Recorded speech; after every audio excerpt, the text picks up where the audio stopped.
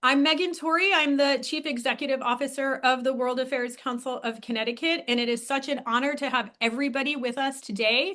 I want to thank the University of St. Joseph's Women's Leadership Center for their partnership. We partner with the Women's Leadership Center every year on an event for International Women's Day, and we're happy to have you back again this year.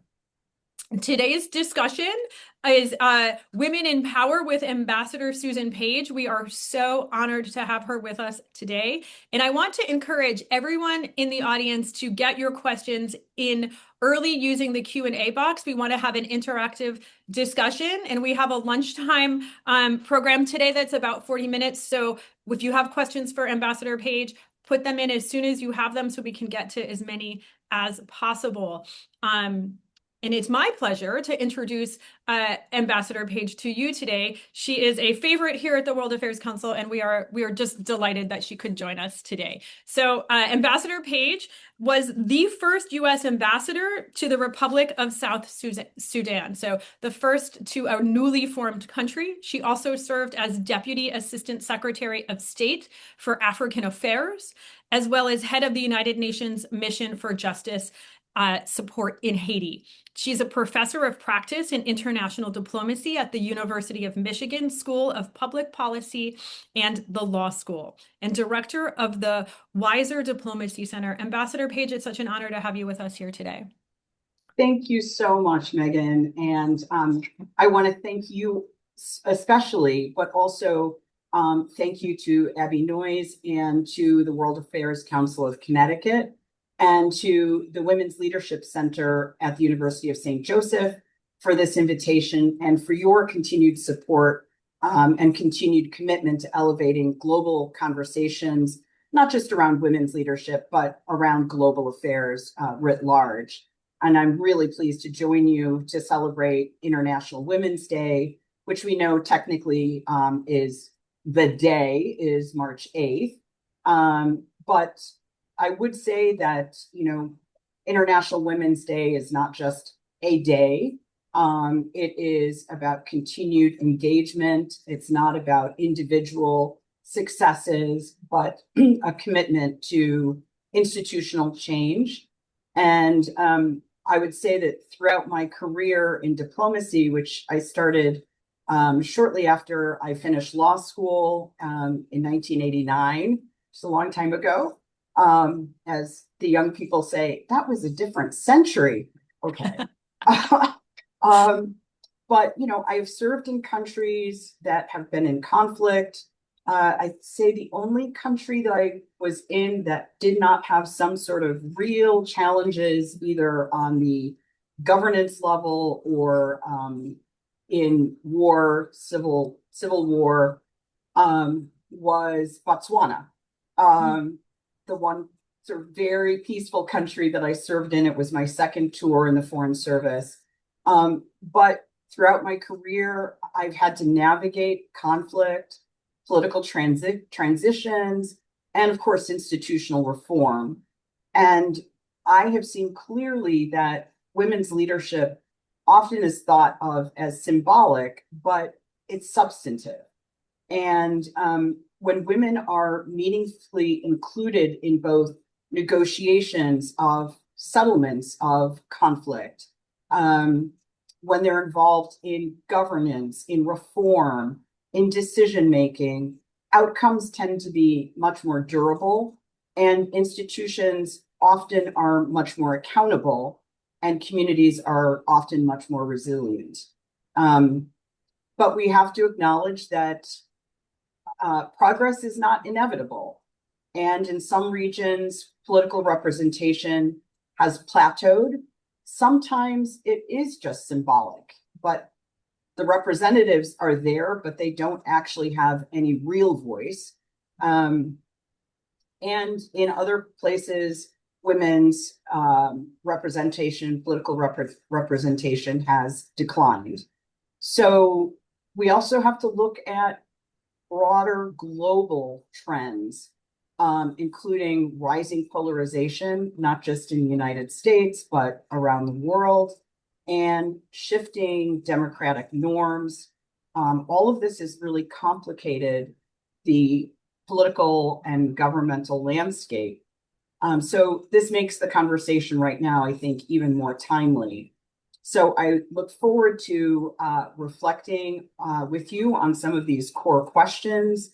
I would just like to say that the 2026 theme for International Women's Day is Give to Gain. And this is all about the power of reciprocity. When societies, when individuals collectively include everyone as voices, those societies tend to increase in stability and not just resilience, but moving forward. And that has to be done at an institutional level and not just at an individual level. So again, I'm excited to join you and I look forward to the questions. Thank you. Oh, no, thank you. So let's sort of set the stage. When we look across the globe today, how would you describe the global state of women, and in particular, what stands out about women's leadership in the world today? I think that we are seeing that we are often a bit unfair, that we don't, for one, hold women to the same standards as we hold men in both ways, both in terms of powerful women, we judge them much more critically. And that to me says a lot more about what societies think about women than what they think about power. And so we think of power or leadership as being a man's realm. But we judge women much more harshly. So, we're conditioned to think that, okay, a woman in leadership is an aberration. So when we think about some of the past and or present female leaders, what do we talk about? Well, are they domestic? How do they dress? Do they have a caring side to them? Do they smile? Is she grateful for where she is? We don't ask this of powerful men. And so, we often find that women are seen as, oh, but, women are behind the scenes. It's the woman who is behind a powerful man. Why do we have to be behind a powerful man? Why can't it just be that a woman is powerful and she's not working behind the scenes? But at the same time, we also have to hold those same women, when they do achieve leadership status, to the same accountability standards. We can't just say, bravo, we have a woman in power, and yet she should be just as accountable for corruption and for good governance as a man. And we can't just laud that she's in power. So I think that we are seeing some women who have fallen, and I'm thinking in particular about Bangladesh. They have had a long reputation of women going back and forth in power, and then the population has an uprising and send into exile Sheikh Hasina. But we're also seeing a powerful woman lead in Mexico. So there are lots of different models. We have Margaret Thatcher. So we have to see what that leadership looks like. And there are all types and forms. There isn't one unique form of women's leadership. In your experience in diplomacy, have you seen how women can impact outcomes and has the inclusion of women being at the table, whether it's in a leadership positions, have produced more sustainable or different outcomes?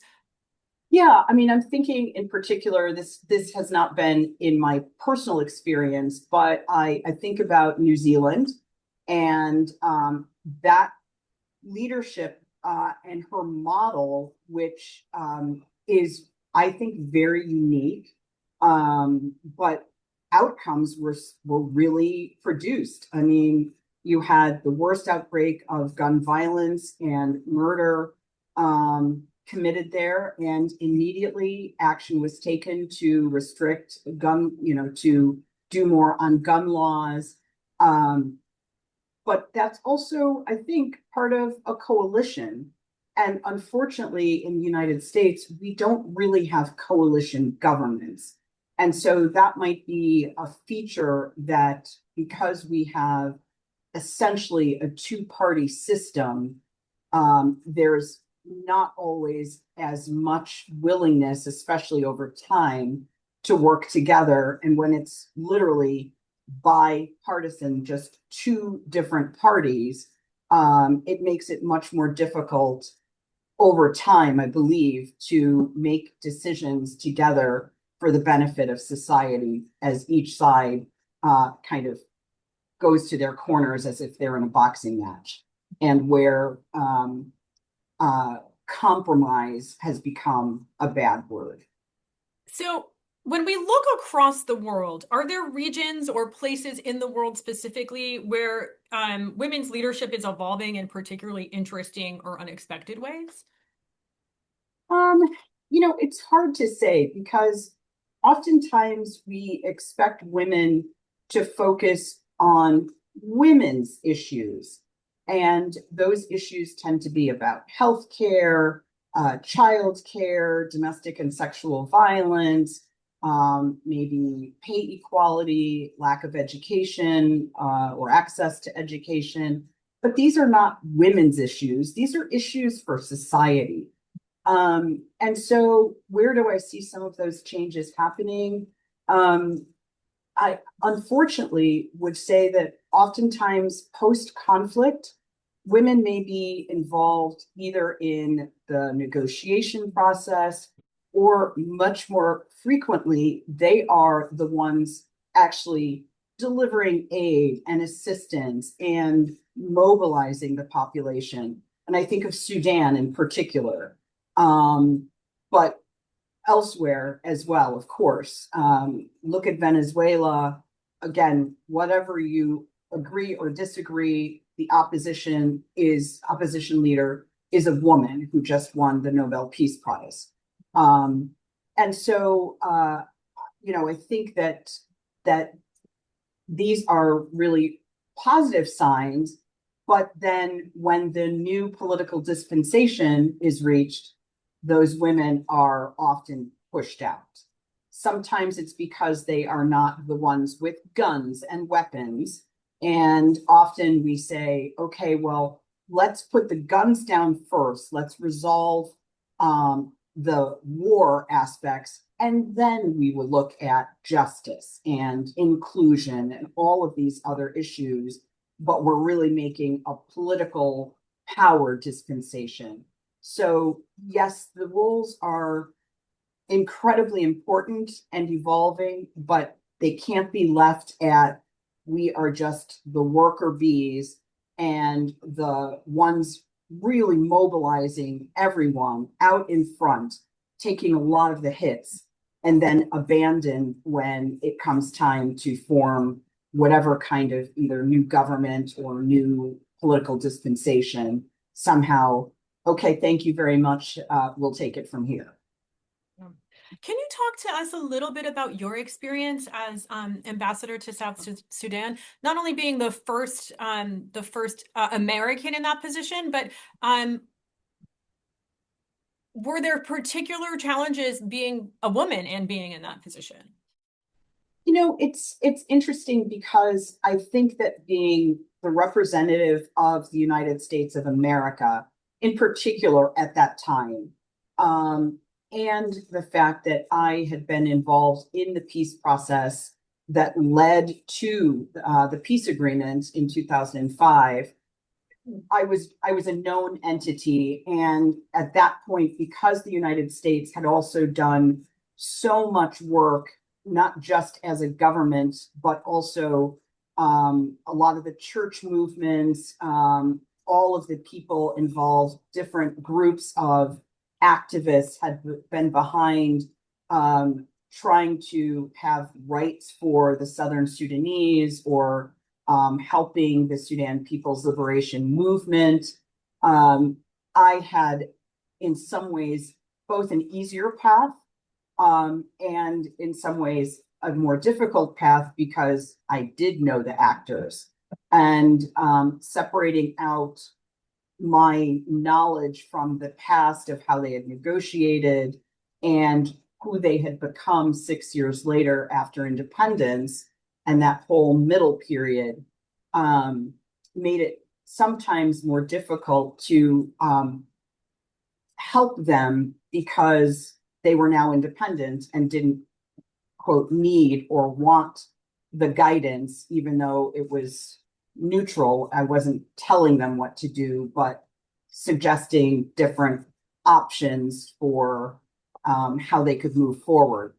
But a lot of the population was just thrilled to have not only a woman, but a Black woman and somebody who obviously I don't exactly look like them, but I went out to far-flung communities, which of course is what we are supposed to do.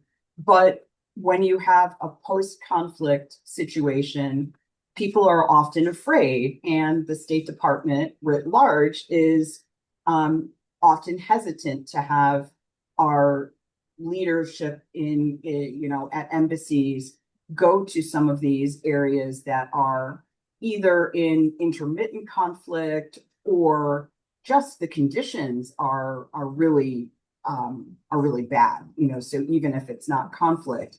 And people were thrilled to just have someone coming to see them and talk to them and have their voices heard, and for them to even ask, what is happening about issue X? Mm-hmm. And they would say to me, we have never seen even one of our own representatives here. And so thank you for coming to see us.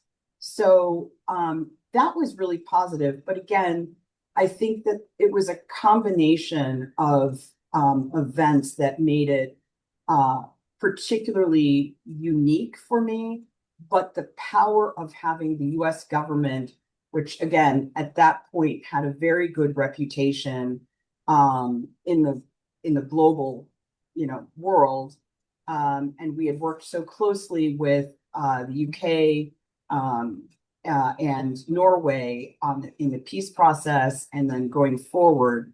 So I didn't have, I think, some of the issues that perhaps a younger woman might have had, or somebody from maybe a different ethnic background, or even in a different time frame. But it was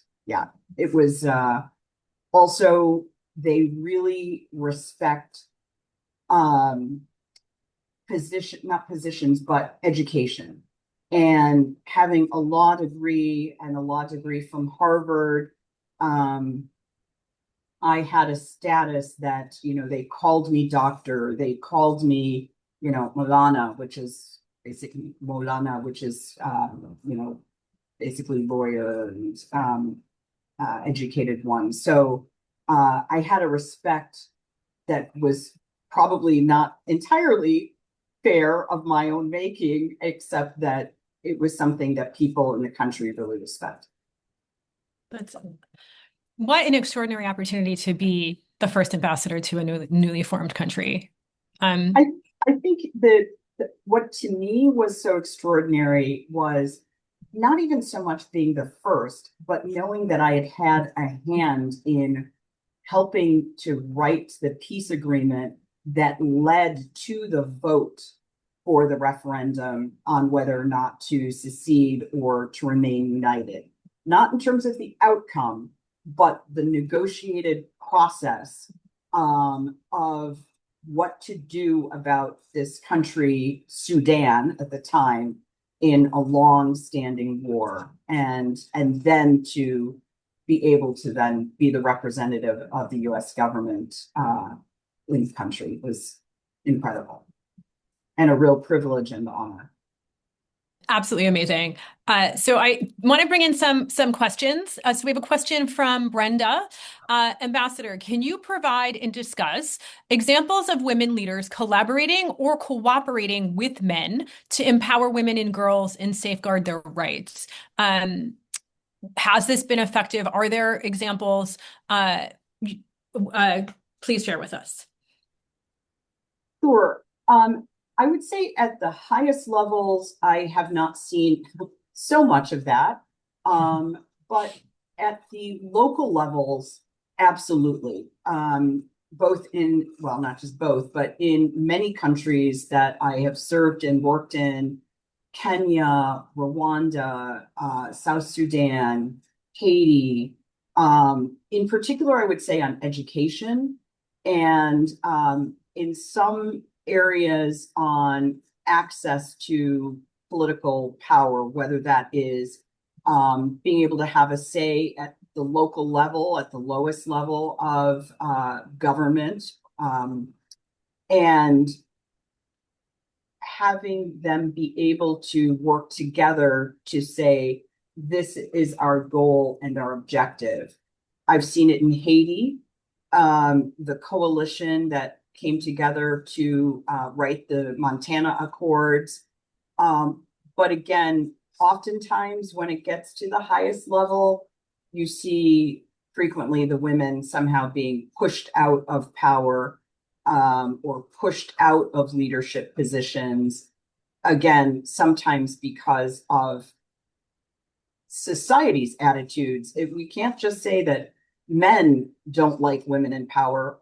Women often also do not like to see women in power. So it's not, we can't pretend that it is one-sided.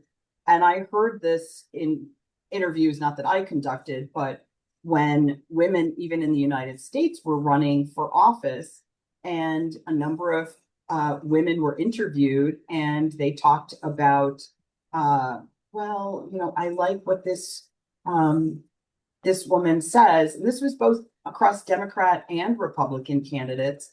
And a lot of the women said, but I don't really know that I want a woman in power.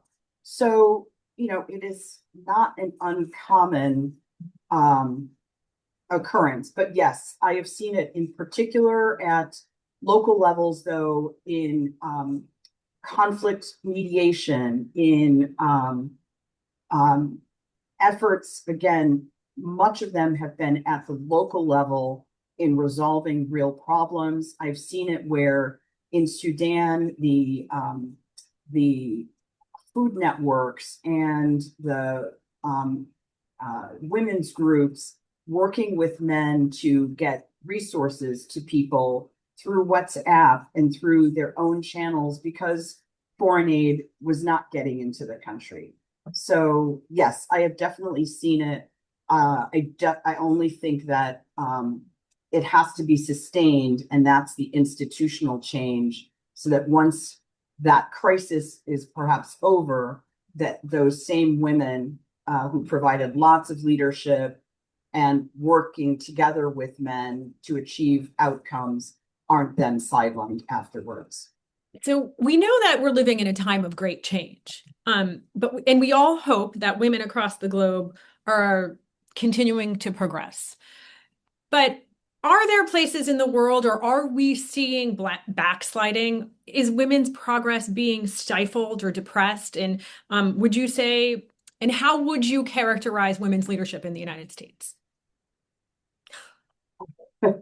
Uh, in the United States, well, maybe I should start with overseas. Yeah. Um, I think I think that where we see other countries having elected women to be in leadership roles, the United States has not really had that.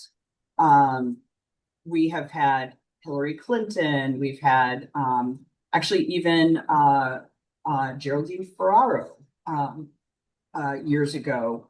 We've had Black women, we've had um, Vice President Harris. Now, we can comment, well, none of those women were really appropriate, or this one had baggage, that one had baggage, this one was a Black woman, all of these different issues, but as if other women in leadership roles didn't also have some baggage. Or other men, or all of the baggage that men carry with them. Absolutely. So, but backsliding, I think it depends on what we mean by backsliding. We have different types of governance systems in the world, and most of them are democratic of some sort. But we had Margaret Thatcher long before most other Western countries were having leadership.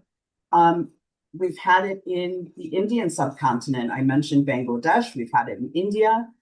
But these were also family dynasties. And so, does that make it more likely that someone would be in power? Uh, and so, if we take Venezuela, even though Nicolas Maduro has been ousted, and I won't talk about the legality of that, but the vice president, who is now the acting president, is a very she is in the exact same mode as Maduro. I mean, she doesn't have any different values or systems. She came up in that same system, and that might not necessarily be backsliding if that is what the population has voted in as president and vice president, even though, of course, Venezuela was accused of, that administration was accused of massive rigging and things like that. So again, it doesn't mean that a man, woman, whichever, cannot also play the same negative role in terms of doing what they can to stay in power. Here's a question from Caroline. Do you believe that the United States will see a female leader, at least in our lifetime? I do. I just think it is taking longer, perhaps, than people had hoped or expected. But I also think as long as there is such polarization, it will be harder and harder. I think about the rise of the Christian right, and I think about other countries with a religious kind of dogma that rules the country. And one of the things that I've thought about a lot is that, you know, all of the great religion, well, all religions have their own, sacred texts, all of them, but they're always interpreted by men. And when I say men, I don't mean only men, I mean by man. And we have different interpretations in every society of those different sacred texts.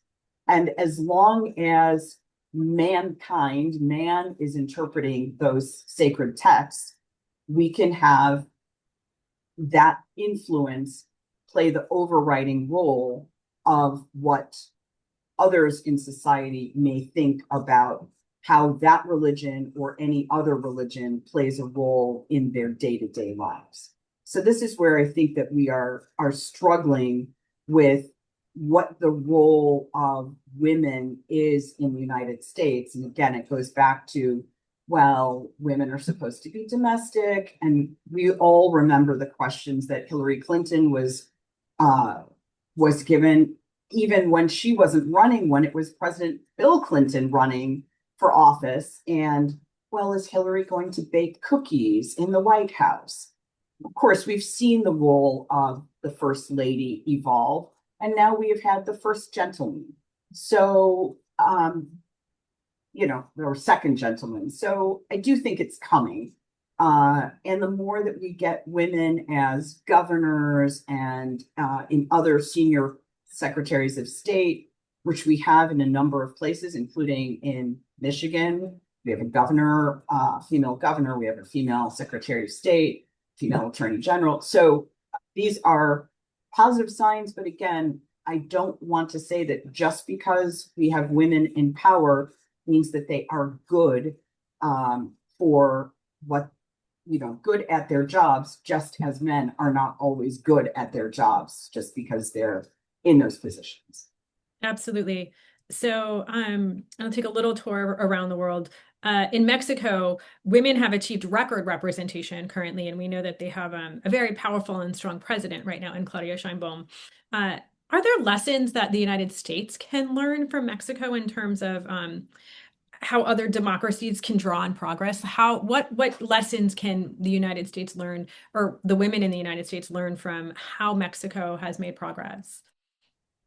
I'm not sure that we can take these countries as one for one because they're not standalone in how they operate.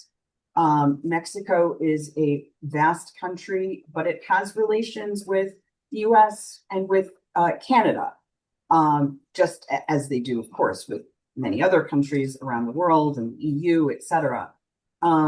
They have the way that each country develops has plays its own role in how women rise to power. Mexico, like many other countries, including the United States, has a real problem with, macho men and domestic and sexual violence, as do we in the United States. They have drug cartels. They have a whole different set of how they were colonized, how, we took some of their territory and it became the United States. And so the way that countries' histories are also plays a really strong role in shaping the future that they ultimately claim. So yes, are there lessons? Certainly. But I think we have to be a little bit wary of drawing kind of one-to-one conclusions about what their institutional setup is versus what our own is. So when we look across the world, we're seeing, we know the world is chaotic and we know that there's a lot of conflict. If we look at a place like Ukraine currently, women have taken on a visible leadership roles during wartime. How can crises shape opportunities for women leaders? So again, I think that when we look at some of the women who've played key roles, you mentioned Ukraine. Again, in Ukraine, of course, they've had their own issues with corruption, which is one of the reasons that so far they have not been able to join the EU and NATO for a variety of reasons, but that is certainly one of them. But they also have had a series of women chiefs of staff. That is a really powerful position. And if you have the ear of your leader, whether it's a president, prime minister, that goes a long way. It doesn't necessarily mean you're playing that role behind the scenes, but especially if it is acknowledged. And I think that's one thing that is really important. The war in Ukraine is ongoing. The war in Sudan is ongoing. So a lot of these women are continuing to play important, really critical roles in keeping dialogue going, in expressing views of what they want to happen in their countries. I just worry again that if and when, and hopefully it will be when, and hopefully sooner rather than later, when these conflicts and wars end, that women are then not left out of having a say in the running of the affairs of their country. Again, it doesn't always need to be at the top level, because at the ground level, that's where people really have an impact. And I think about that in the United States. Yes, we often think about the federal government, the national government, but state governments and local governments are really important, and who your sheriff is, and who your local law enforcement, who your local, school board representatives are. That's really important for then the future going forward, possibly more so than at the national level. So we are almost running out of time, and I want to give you an opportunity to close with a message as we're sitting here, as we know the world, as I continue to say, is an ever chaotic place. As we look across the world at women and in the challenges they face because of their gender, and understanding the theme of International Women's Day, where we see hope. Um, uh, how do you view the future, Ambassador Page? So, I would say a couple of things. I saw a poster today as I was driving into the office, and it said, "Imagine being afraid of diversity, but not of dictatorship." And I thought, wow, that's really powerful. Um, and I think that that is, when we talk about International Women's Day, which, again, shouldn't be just a day, but when we talk about and women and men, and we think about the disparities across many, many factors, we really have to think about gender injustice and all of the things that women have to undergo and face.